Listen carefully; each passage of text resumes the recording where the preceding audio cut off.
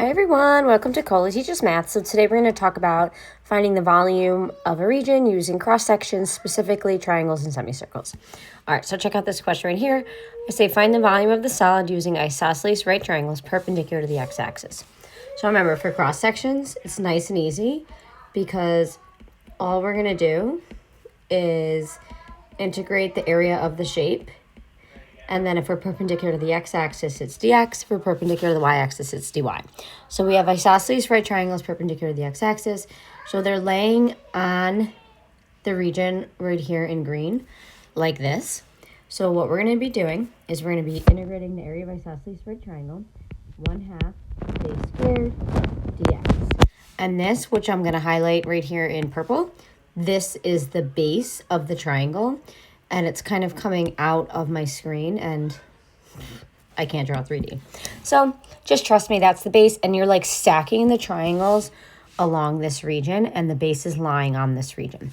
So the base, because it's a vertical segment, is going to be top function minus the bottom function. So it's going to be 8 minus x squared. So my volume is going to be 1/2 base squared. And now we need x value. So we need to know what is this x value to what is this x value. So you can take the curves, set them equal to each other. 8 equals x squared. So x is going to be plus or minus rad 8. And those are going to be the bounds on my integral.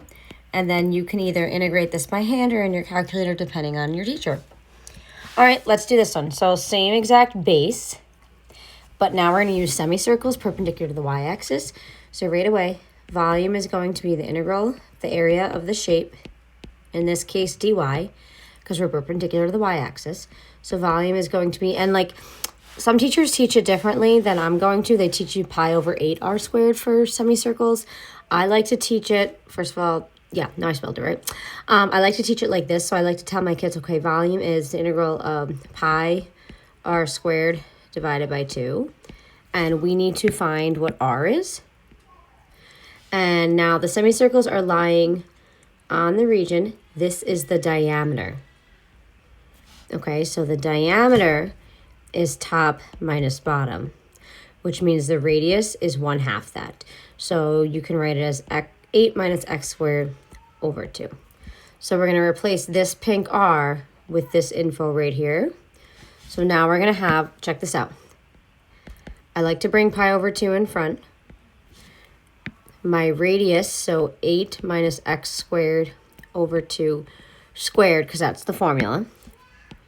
And now we need y values because we're perpendicular to the y-axis. So if you look at my curve here, this curve is in between 0 and 8. So those are going to be the bounds right there on my integral. So we're going to have 0 to 8, and you're either going to math 9 that in your calculator, or this would kind of be annoying to have to integrate, but you can do it. That's it.